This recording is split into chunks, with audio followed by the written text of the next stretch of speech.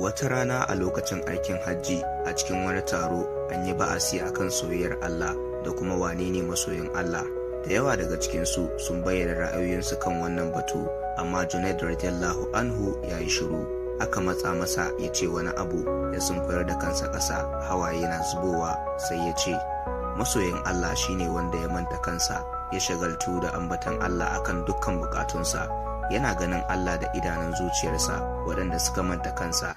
Zafin tsoron Allah ya kone shi, yana faɗin kalmar Allah a bakinsa kamar yadda Allah maɗaukakin sarki ya yi magana.